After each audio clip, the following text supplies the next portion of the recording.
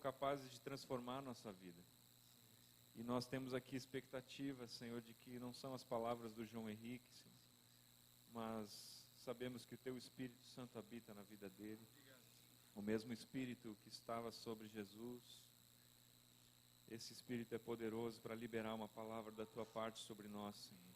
E é isso que nós clamamos aqui juntos, Senhor, concordando e Te pedindo que Tu libere essa palavra sobre cada um de nós. Uma palavra que venha transformar as nossas vidas, Senhor. Que venha ministrar aquilo que Tu tens para ministrar com cada um de nós, Senhor. Aquilo que cada um precisa, Senhor, que receba de Ti através do nosso irmão. Nós abençoamos a vida dele em nome de Jesus. Amém.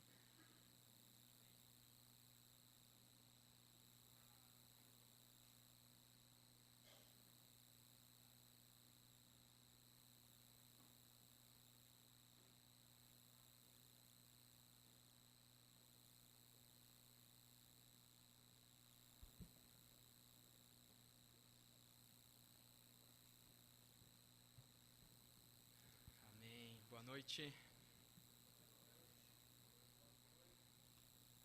Quem quiser pode abrir comigo em 1 Coríntios, capítulo 1.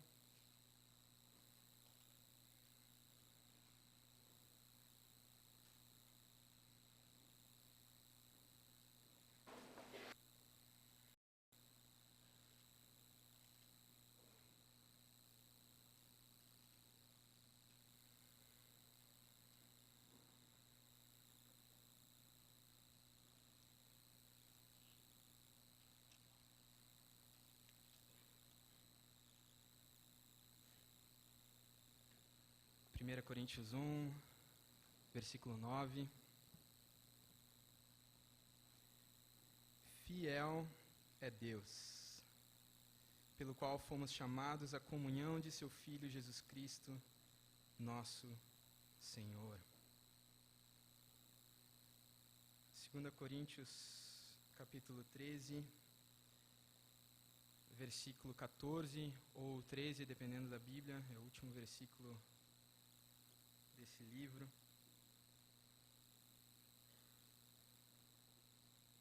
2 Coríntios 13 ou 14. A graça do Senhor Jesus Cristo e o amor de Deus e a comunhão do Espírito Santo sejam com todos vós. 1 João, capítulo 1, versículo 3.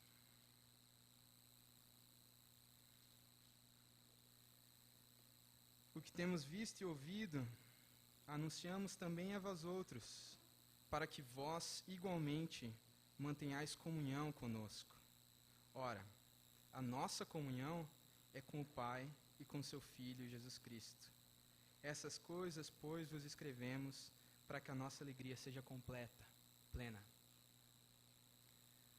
Amém, Senhor. Nós seguimos te adorando.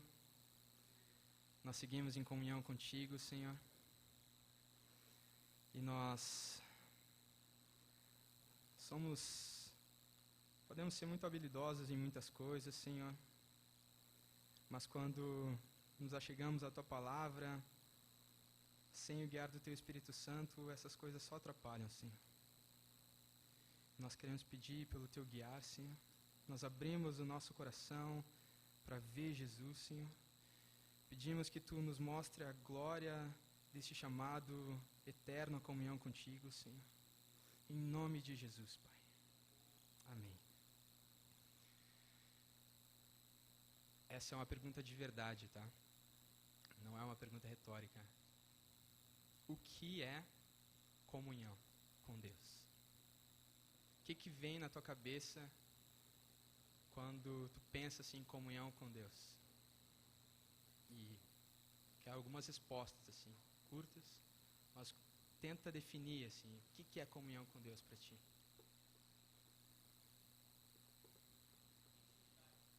Intimidade. Separado para Ele. Foi? Passar tempo relacionamento.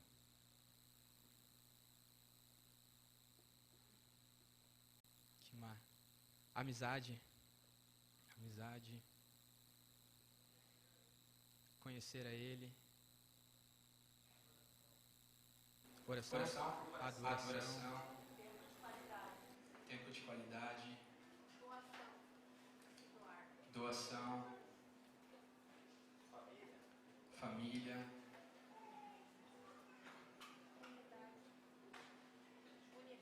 Unidade. Bom, tem várias coisas, né? Uma das coisas que eu mais gosto de pensar em comunhão, quando eu penso em comunhão com Deus, é uma família sentada numa mesa. Essa é o que me marca, assim, comunhão com Deus. Essa imagem que me vem à mente. Agora, o que a Bíblia nos diz? Assim, eu vou ser bem específico aqui, assim, quais livros na Bíblia que você sabe, esse livro aqui é sobre comunhão com Deus? Tem vários que falam sobre comunhão com Deus, assim. Mas vocês chutam algum, assim? Teve um que a gente teve um retiro há pouco tempo sobre ele. Cantares, né? Ouviu Cantares é um livro sobre comunhão com Deus. Um chute de outro. Salmos é um livro sobre comunhão com Deus. 1 João.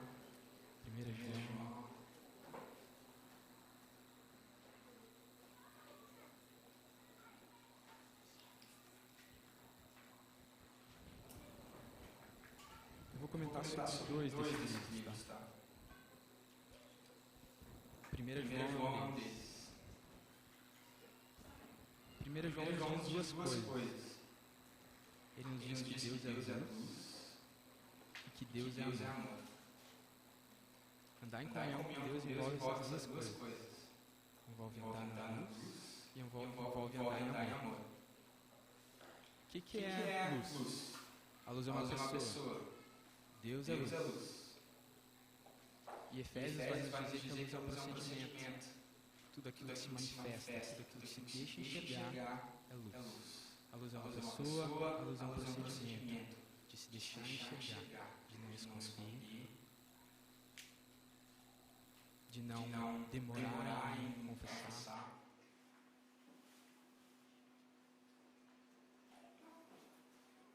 Mas tem um livro na Bíblia que a gente geralmente não imagina que é sobre comunhão com Deus. E ele é extremamente concreto e prático quando se fala desse assunto. E ele está no Velho Testamento. Mas alguém tem alguma ideia, algum chute assim de, esse livro aqui é sobre comunhão com Deus? Levítico é sobre comunhão com Deus. Por incrível que pareça. Aquele livro que morre a nossa leitura no da Bíblia, né? Na verdade, ela morre um pouquinho antes ali, quando a gente começa a ler o Tabernáculo. É sepultada no Levítico.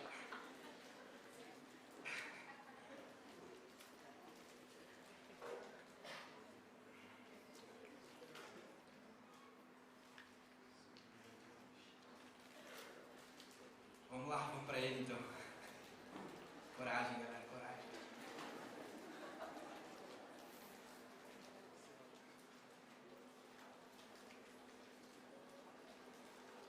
Eu lembro de um retiro alguns anos atrás, em que faz uns 7, 8 anos disso. A gente estava aqui todo mundo reunido e teve um apelo e eu estava orando pelas pessoas. Estava mais ou menos naquele meio ali do corredor. Estava orando por umas pessoas. Chegou do meu lado o Jorge, que hoje está na Alemanha. Meu amigo, companheiro, assim, me abraçou assim. João, eu recebi uma palavra de Deus para ti, né, vou te entregar. E Deus disse que tu tem andado em comunhão com Ele, em intimidade com Ele. Mas existe uma intimidade mais profunda. Quando tu descobrir essa intimidade, tu me avisa, tu me compartilha ela. E eu recebi uma promessa e... Amém, recebi a palavra. alguns meses depois, um irmão me convidou para participar de um grupo de estudo sobre Hebreus. E eu já tinha participado de 2 grupos de estudo com esse irmão. E tinham sido bem cansativos. Aí eu fui orar assim e disse, Senhor, será que vale a pena mais uma vez? E daí o Senhor disse, sim, vale a pena. E daí eu comecei a estudar. E eram 8 meses mais ou menos. E para minha surpresa, eu comecei a ir muito além das coisas que o livro dizia, assim, que o estudo, né, nos falava para fazer. Assim, eu lembro de começar a decorar uns versículos enquanto eu estava no ônibus, todos os trajetos que eu fazia. E depois eu saía para correr, eu corria umas 3 vezes por semana, e eu ia falando esses versículos, assim, meu coração queimava, foram 8 meses de muita comunhão com Deus, de um prazer, assim, uma alegria genuína o tempo todo com Ele. Eu estava sempre pensando na palavra de Deus estava falando comigo. Eu comecei a conhecer essa intimidade. Eu li vários livros sobre devocional nesse ano, meu quarto mudou completamente. E eu conheci uma intimidade mais profunda naquele tempo, mas de alguma forma essa palavra...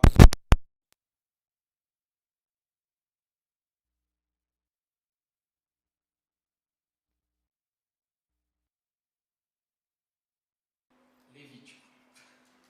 Vamos lá, capítulo 1. Que feio, né?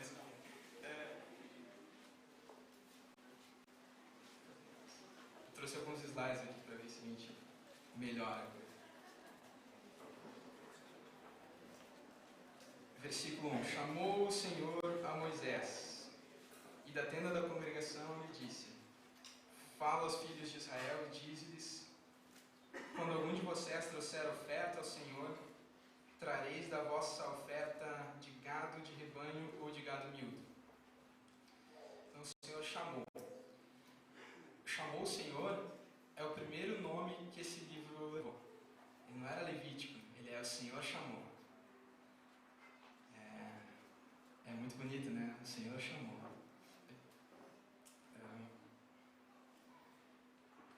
Fala aos filhos de Israel e diz-lhes: Quando algum de vós trouxer oferta ao Senhor. A palavra oferta, ela vem da palavra aproximar. Quando alguém quiser se aproximar, traz um boi, traz uma ovelha.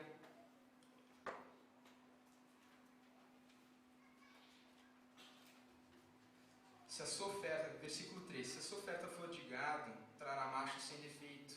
A porta da tenda da congregação trará, para que o homem seja aceito perante o Senhor. Esse versículo aqui, para que o homem seja aceito perante o Senhor,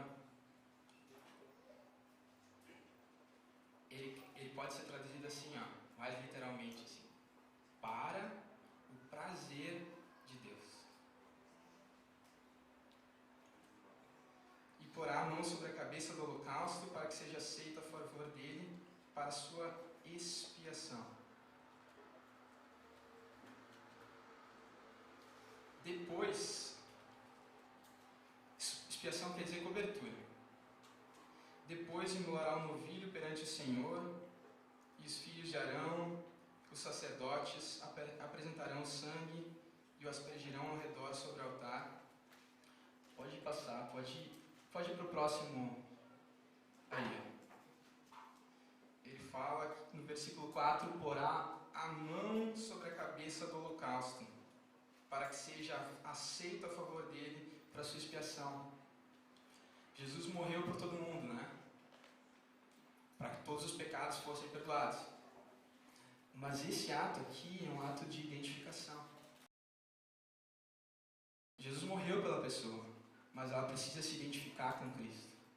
Por isso que isso é importante. Deus colocou esse detalhe para nos falar que nós precisamos ter um compromisso com Jesus, para que a morte dele nos cubra.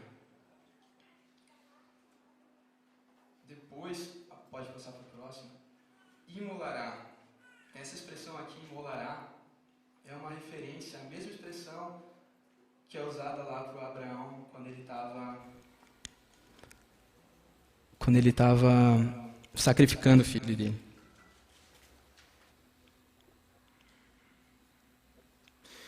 Depois, pode passar o próximo, versículo 6. Então ele esfolará, vai tirar a pele e cortará em seus pedaços. Esfolar é a mesma expressão que os irmãos tiraram a túnica do José, a túnica que dava nobreza para ele, e o cortará em seus pedaços. Os pedaços falam que Deus não poupou Jesus. Alguns pais passam a mão na cabeça dos filhos, mas Jesus não fez isso. Jesus não poupou o filho dele. O pai não poupou o filho dele. Versículo 7. E os filhos de Arão, o sacerdote, porão fogo sobre o altar e porão em ordem lenha sobre o fogo. Também os filhos de Arão, os sacerdotes, colocarão em ordem os pedaços, a cabeça, cada pensamento de Jesus, o redenho, a vida interior dele, sobre a lenha que está no fogo, sobre o altar. Porém, as entranhas e as pernas, o sacerdote lavará com água. Queimará tudo sobre o altar. É holocausto, oferta queimada de aroma agradável, oferta queimada como um perfume ao Senhor. Tá bom, os slides. Ele pode parar aí. Eu quero uma pergunta. Tem alguma coisa aí sobre o pecado? Foi mencionado o pecado em algum momento? Não, né? O holocausto não fala sobre o pecado. Essa é a primeira oferta. O holocausto nos fala, isso é o que está em primeiro lugar no coração de Deus, na cruz, de Jesus, completamente comprometido com a vontade de Deus. As coisas que iam sobre o altar, elas significavam que elas eram completamente aceitas por Deus. Se uma coisa não podia ser aceita por Deus, ela não ia no altar. Então, Jesus completamente aceitável a Deus, Jesus totalmente comprometido com a vontade de Deus, e o Pai tendo prazer em Jesus, completamente agradado dele. Isso é a primeira oferta, o holocausto. E depois vão seguir outras 4 ofertas, juntos são 5 ofertas. E essa fecha a primeira parte de Hebreus, que nos fala como, do capítulo 1 até o capítulo 7, como que a gente se aproxima de Deus, olhando para Jesus. A gente falou algumas coisas aqui, né? Mas a gente se aproxima de Deus olhando para Jesus. Capítulo 2, a segunda oferta, pode passar. É a oferta de cereal. Ela nos fala da vida de Jesus, a vida e a obra dele. E a trigo, Jesus é aquele grão de trigo que foi moído por nós. Nele ia óleo, nos fala que ele era cheio do Espírito Santo. E nele incenso, fala da vida de oração de Jesus. Tem alguns outros detalhes, mas o pão fala da fornalha do sofrimento, né? O sal da perseverança, não ia mel, os prazeres da vida, não ia fermento, corrupção, ele não teve corrupção. Eu falei para as crianças sobre o Cordeiro de Jesus e mostrei alguns desses slides aí. Quando eu mostrei esse, uma criança levantou a mão e perguntou: tio, por que está em inglês? Próximo, capítulo 3, as ofertas. Oferta pacífica, Jesus como a nossa comunhão com Deus. É a mesa do Senhor. Se oferecia, uma parte ia para o altar, mas o resto, cada um tinha uma parte, cada um comia um pouco. Quem ofertava, e os sacerdotes também. Próximo. E depois, tem aqui embaixo o holocausto, depois à esquerda, oferta de grãos, oferta pacífica. Depois, no capítulo 4, se eu não me engano, sacrifício pelo pecado. E daí nem tudo ia no altar agora. Agora sim o pecado é mencionado. Depois, no capítulo 5, vai nos falar a oferta pelos pecados. Então, do nosso ponto de vista, e pode ir. Esses são os slides. Do nosso ponto de vista, a gente começa assim, né? A gente descobre que a gente tem pecado, né? Tem cometido falhas, e a gente começa a conhecer Jesus como aquele que perdoa os nossos pecados. Daí a gente anda mais um pouco e percebe que a nossa natureza é pecaminosa. Então a gente começa a conhecer Jesus como aquele que é a provisão de Deus até para a nossa própria natureza pecaminosa, que nos acompanha até hoje. Depois a gente passa a andar em comunhão com Deus, com os pecados perdoados. Essa é a oferta pacífica de comunhão. Depois disso, a gente, em paz e comunhão com Deus, começa a andar em boas obras. Passa a viver uma vida de boas obras, andando, fazendo a vontade dEle, né? E vamos sendo moídos como Jesus foi. E depois dessas coisas, nós terminamos totalmente rendidos naquela cruz, como Jesus naquela cruz, totalmente entregues, totalmente consagrados, e isso é o holocausto. Mas quando Deus olha, Ele não olha desse ponto de vista.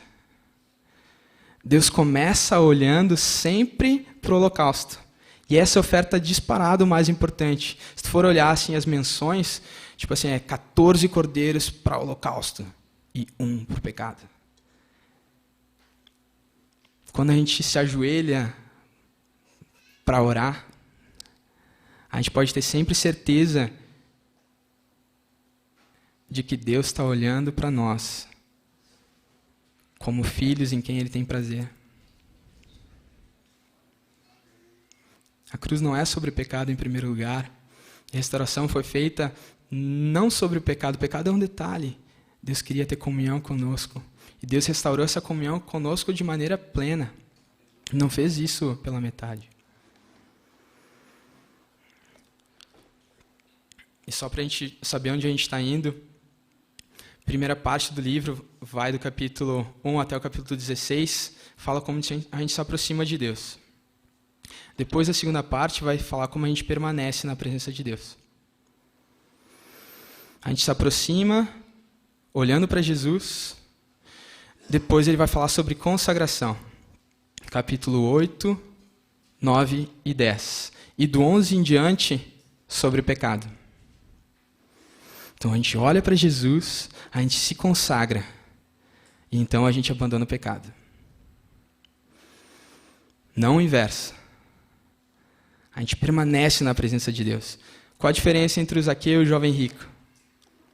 O jovem rico ouviu Jesus e logo saiu.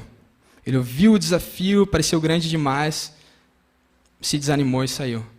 O Zaqueu, não. O Zaqueu, Jesus chamou Jesus para a casa dele.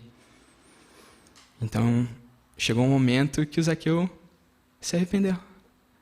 Ele mudou, ele abandonou o pecado.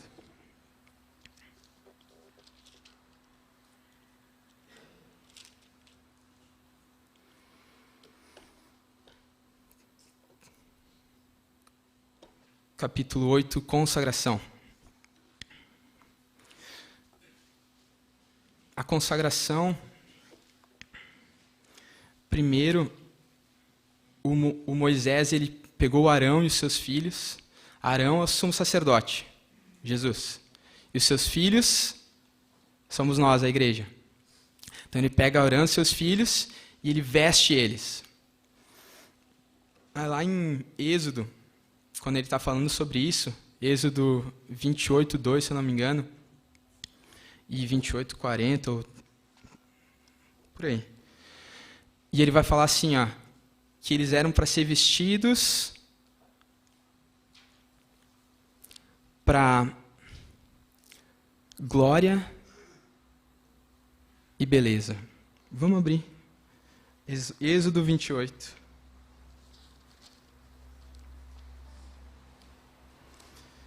Versículo 2. Farás vestes sagradas para Arão, teu irmão, para glória e ornamento, para glória e beleza. E o capítulo 40, os filhos de Arão, nós, a igreja, Para os filhos de Arão farás túnicas, e cintos e tiaras, fá-lo-ás para glória e ornamento. Então, lá no capítulo 8, ele está vestindo eles de glória. Consagração é glória. E daí o que acontece nessa oferta? Eles têm uma coisa que se chama o carneiro da consagração. Eles oferecem um holocausto, como estava ali, e depois eles oferecem o carneiro da consagração. O que é esse carneiro? A única diferença aí é que o Moisés pega a oferta e coloca nas mãos de Arão e de seus filhos. Essa é a única diferença. O que isso quer dizer? Consagração é encher as mãos com Jesus.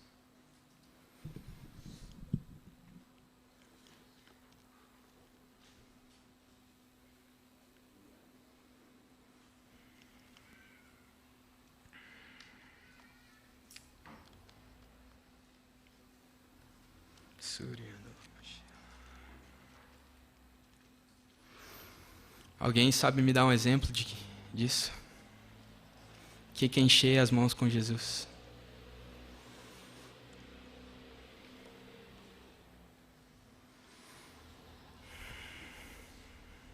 Eu lembro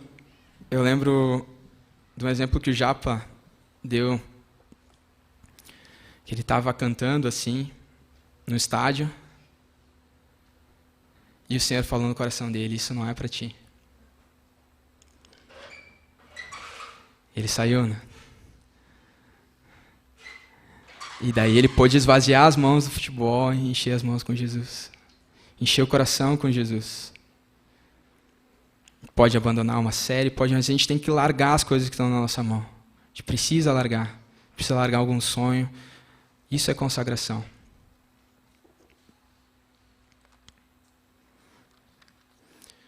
Depois fala do pecado. E daí, do capítulo 17 em diante, ele fala de santidade.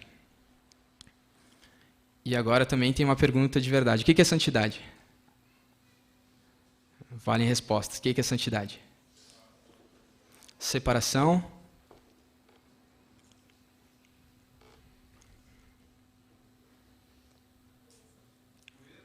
Pureza.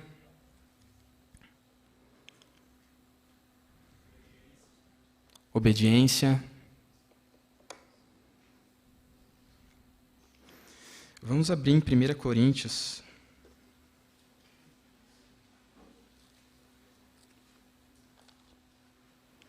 Capítulo 1.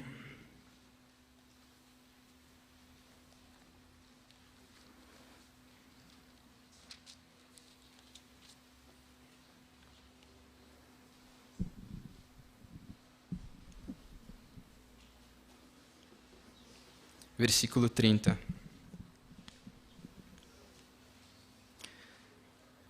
Mas vós sois dele, em Cristo Jesus, o qual se nos tornou, da parte de Deus, sabedoria e justiça e santificação e redenção. Sabedoria. Santidade é uma pessoa. Santidade é Jesus.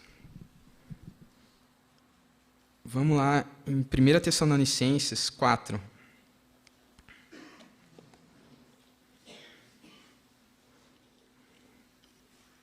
Versículo 3. Pois essa é a vontade de Deus, a vossa santificação. Que vos abstenhais da prostituição. Prostituição aqui é porneia, pornografia, relações sexuais ilícitas. Que cada um de vós saiba possuir o próprio corpo em santificação e honra, não com o desejo de lascívia.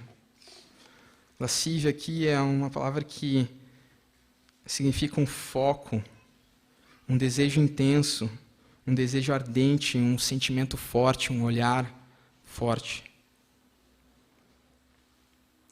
como os gentios que não conhecem a Deus, e que nessa matéria ninguém ofenda, nem defraude, nem faça tropeçar a seu irmão. Porque o Senhor, contra todas essas coisas, como antes vos avisamos e testificamos claramente, é o vingador. Porquanto Deus não nos chamou para a impureza, e sim para a santificação. Até aí nós temos uma regra. Mas olha o versículo 8. Dessarte, quem rejeita essas coisas, não rejeita o homem, e sim a Deus, que também vos dá o seu Espírito Santo. Não é uma regra. Se tu tira a pessoa, vira um legalismo. É uma pessoa, santificação é um relacionamento de amor. Por que andarmos em santidade? Por que nós precisamos andar em santidade?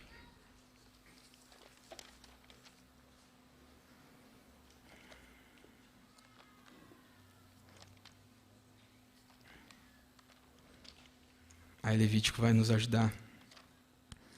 Levítico 19, 2.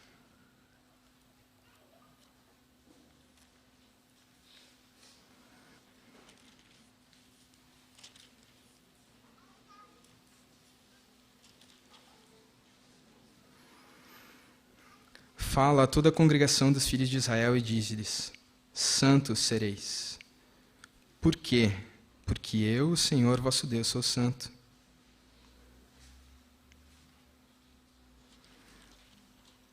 É por causa do Senhor. Ele nos quer perto dele.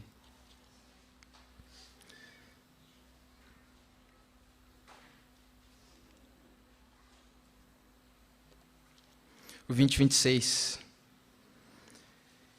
Ser-me-eis santos, porque eu, o Senhor, sou santo, e separei-vos dos povos para serdes meus. Você é meu. Isso que Deus está dizendo quando Ele disse, sejam santos. Vocês são meus, vocês não são de mais ninguém. Eu não quero vocês dividindo o coração com outras coisas. Eu não quero vocês amando outras coisas, eu quero vocês amando a mim.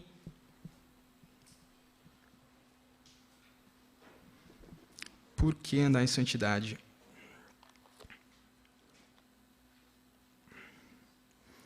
Hebreus 12, vocês não precisam abrir.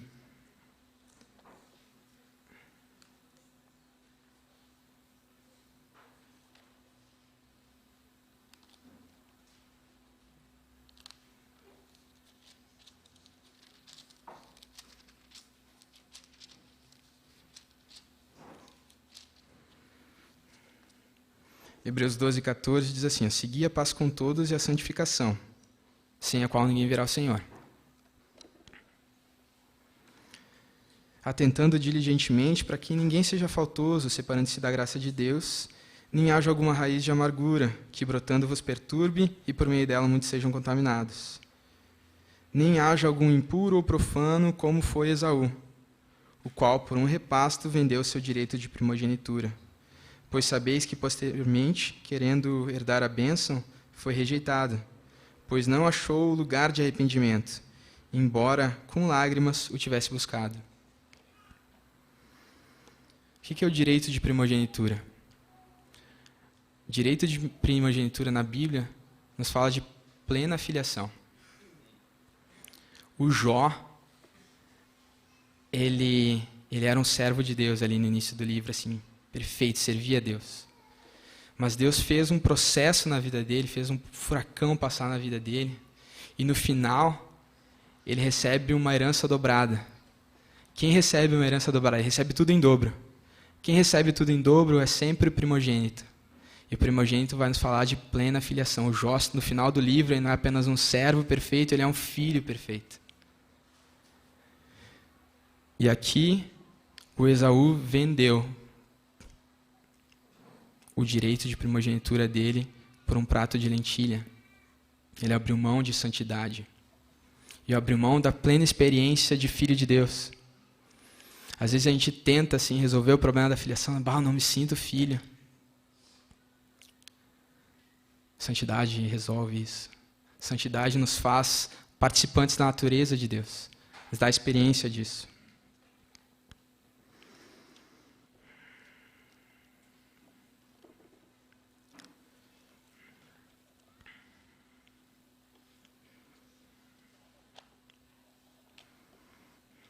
Por que andar em santidade? Levítico 23 fala de várias festas. Existe uma alegria que só conhece quem anda em santidade. Uma alegria que vem de dentro. Não precisa de nada exterior, não precisa... Pode estar desabando o mundo. Eu conheço o meu Senhor e Ele me conhece. Eu sou do meu amado e Ele é meu. Eu vou reinar com Ele eternamente. Eu conheço o meu Senhor, eu sou filho dEle. Quem anda em santidade conhece e cresce nessa alegria. Em várias festas. Começa com sábado, um dia, mas tem festas de semana aqui.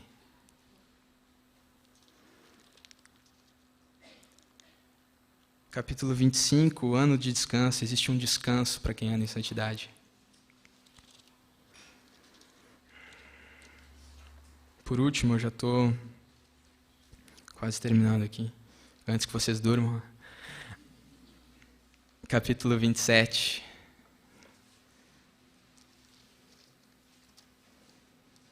Fala de votos. Ainda além de tudo, depois disso, fala várias coisas ali, consagração, santidade, abandonar o pecado, não pode isso, não pode aquilo. Além de tudo que a pessoa podia fazer, termina o livro nos dizendo assim, cara, tu pode ir além. Além da obediência. Tu pode fazer um voto ainda. E aí, quando tu tem um escravo, assim, naquela época tinha um escravo, né? Quando tu era um senhor, tu ia lá no mercado e comprava um escravo. Aqui, se tu queria fazer um voto e te dedicar ao Senhor, tu paga. Não é o Senhor que ganha, sou eu que ganho. Eu que ganho, é a minha glória adorar e servir a um Deus vivo.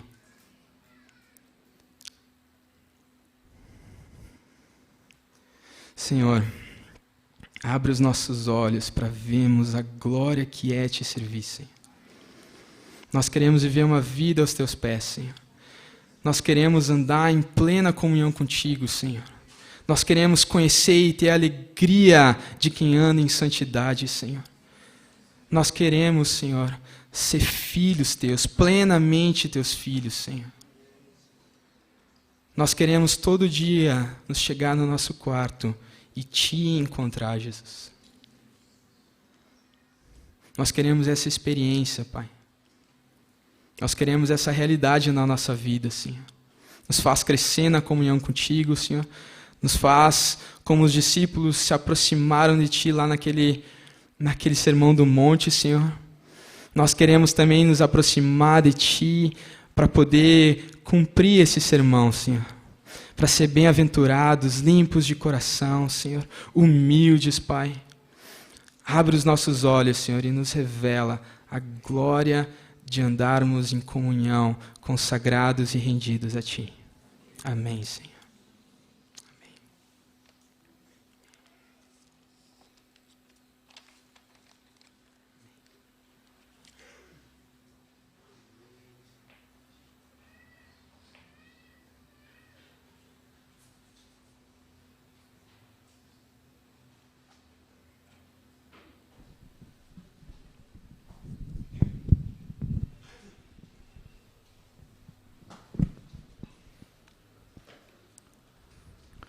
Acho que o pessoal vai ter que ler Levítico de novo, né? Com essa perspectiva, né? Da comunhão com Deus. A palavra fala que todas as coisas estão escritas para